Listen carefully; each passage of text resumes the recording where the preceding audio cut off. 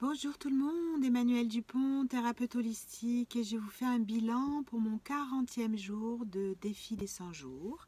Défi des 100 jours pour une vie extraordinaire, le défi bleu. Et ouais, j'ai la couverture qui est partie du coup, voilà. Un défi qui est pour ma part une 4e saison, première saison 2015, deuxième saison 2016, troisième saison 2017 et 4e saison 2018. D'ailleurs, tellement révélateur et sympa que je vais faire la 5e saison dans la foulée de la 4e. Ma particularité à l'heure actuelle était que au mois de juillet 2017, je suis tombée dans la forêt et j'ai été accidentée. Mon activité professionnelle a beaucoup souffert et j'ai décidé, alors que j'étais sur un chemin, mais sur un chemin très confortable en fait, mais qui ne me convenait pas, mais je voulais me persuadée que ça me convenait. J'étais sur un chemin de consultation avec des moments de voilà, dans des espaces de coworking. Enfin, tout était bien posé, bien rangé, bien lisse. Voilà, la notoriété, un peu, vous savez, l'ego, qui ci, qui ça. C'est pas que je suis contre le succès, mais bon, voilà. Et cet accident a tout cassé.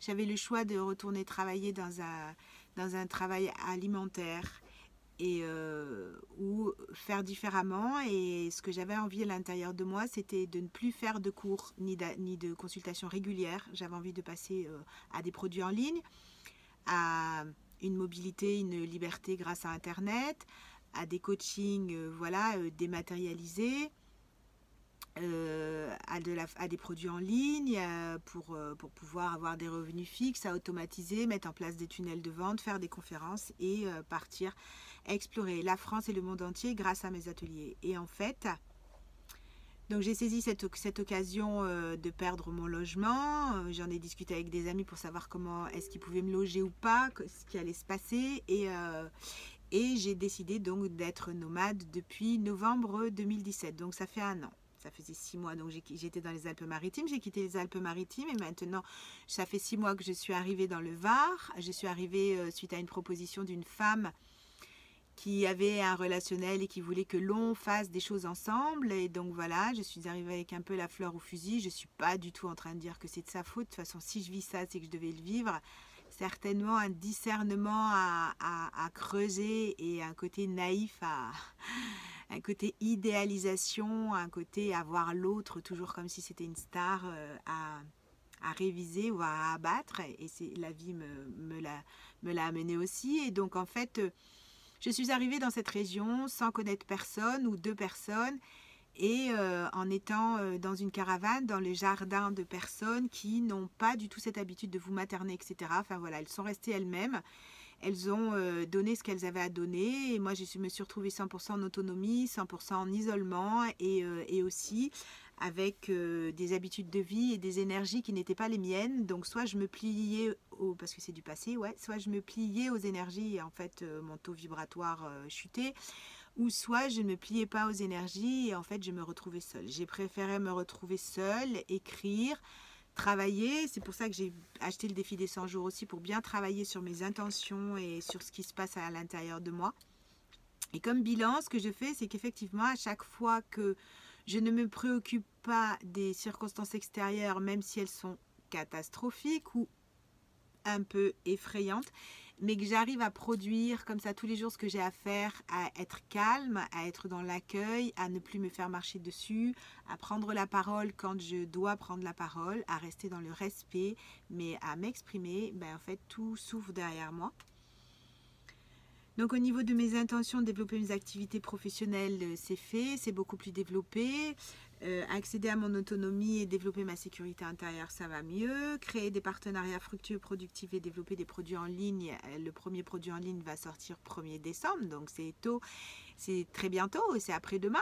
Et ensuite d'autres sur le 1er janvier. Écrire une méthodologie sur comment se détendre et se relaxer et optimiser ses ressources et ses forces, c'est en cours. Me réconcilier avec le collectif, l'énergie du collectif, le fait d'avoir habité en collectivité avec des personnes, oui, c'est différent. Ça m'a réouvert à plus de choses. Et me réconcilier avec le chapitre rancune suite au divorce, suite à la perte de l'autorité parentale et des enfants, etc. C'est aussi en cheminement. Donc dans ce bilan que je fais, à chaque fin de semaine, je dois faire le bilan pour savoir où j'en suis par rapport à mon défi, mais j'en suis bien dessus, puisque voilà, je vous l'ai dit. Est-ce que j'ai d'autres intentions à mettre? Bah oui, l'intention de trouver un logement, mon propre logement. Je suis prête à me réancrer quelque part et à avoir mon logement. Après, j'ai beaucoup plus d'envie de climat et d'énergie plutôt que de dire j'ai envie que ça se passe dans telle ou telle ville. Je suis assez ouverte et je suis assez nomade, mais j'ai envie d'y trouver de la joie, de l'ouverture, d'être entourée de gens qui ont envie de construire et pas forcément envie d'être dans des énergies de destruction, voire d'autodestruction. J'ai envie d'avoir un niveau et une qualité relationnelle, de pouvoir être voilà, dans cette quête de qualité, de partager avec des gens dans une quête de qualité et pas dans une quête de quantité. J'ai envie de partager avec des gens qui savent bien où ils en sont au niveau de leur ego. J'ai pu identifier où les jalousies allaient se loger de manière un peu plus subtile dans la finesse et puis le décoder parce que je ne suis en compétition avec personne. Ce que ça m'aura apporté, cette expression de vie, cette vie comme ça pendant 7 mois dans la caravane de personnes que je ne connaissais pas, c'est d'avoir plus de discernement, d'écouter mon intention, mes intentions et mes intuitions. Voilà, on ne peut pas demander à quelqu'un de devenir vous. Donc ça, finalement, moi, ce que j'aurais fait dans ma vie, c'est déconstruire des illusions. Déconstruire l'illusion que les personnes sont en capacité de parler. En fait, je ne suis pas... J'ai appris tout à l'heure que je devais partir dans 15 jours. Je ne suis pas fâchée parce que je dois partir. Je trouve quand même assez incongru qu'on puisse signifier à quelqu'un « tu pars dans 15 jours ». Bon, ça tombe bien, c'était synchronisé. J'avais dit à la vie que je voulais partir fin novembre. Donc voilà, mais... Cette expérience me pousse à témoigner et à parler plus, donc je trouve que c'est pas mal parce que j'ai des tas de choses à dire, en fait je les dis pas. Ça me pousse à vraiment travailler mon alignement et bon, dans cette expérience j'avais choisi de ne pas me fourvoier à coller à des schémas, vous savez, de plainte, des schémas de récrimination et tout ça, et j'étais restée moi-même et je sais que ça a déplu, mais en tout cas je suis restée moi-même dans la... comment dire, dans la douceur et je n'ai pas critiqué, mais par contre je n'ai pas changé d'attitude. Donc quand vous avez un système de vie, un autre système de vie et que vous restez pareil, en fait ça risque d'avoir des tensions. Ce que j'ai connoté, c'est que je suis contente parce qu'en fait, voilà, je n'ai pas boudé quand les choses ne me plaisaient pas, j'ai juste continué à agir. J'ai été dans un foyer où la dépendance affective est reine et du coup il y a la dépendance aussi au cannabis et je suis contente parce qu'en fait j'ai vu ça de l'extérieur. Il y a même la dépendance à l'alcool. Donc effectivement les énergies n'étaient pas pour moi. Donc voilà, j'en sors grandi, j'en sors avec un yin qui s'est beaucoup plus harmonisé en fait, avec des énergies beaucoup plus douces et toujours une joie de vivre en fait et d'être, toujours cette légèreté d'être en fait qui fait que tout ça n'est que de l'extérieur. J'en sors avec... le fait de savoir me protéger un peu plus, et justement, ça tombe bien, je vais écrire une méthodologie par rapport à la protection. Ceci dit, bon, de la protection, ce que je pense surtout, c'est que nous avons un pouvoir d'alchimiser, donc mon pouvoir d'alchimiser se rôde de plus en plus. Voilà, comme je vous disais tout à l'heure, je suis arrivée dans une région où je connaissais personne et j'ai réussi finalement à faire mon trou et à avoir mes propres relations et tout ça. Et voilà, je sors de cette expérience et grâce au défi, je m'en rends de plus en plus compte. En fait, je sors de cette expérience où, en faisant le défi, j'ai vraiment pu passer voilà, du temps à redécouvrir mon potentiel. Ensuite, passer du temps à clarifier mes intentions et les manifester. À passer du temps à commencer à libérer mon potentiel. Et passage à l'acte, vraiment, vraiment, et ensuite des prises de conscience tous les jours, un approfondissement de mon potentiel, et là je rentre dans la partie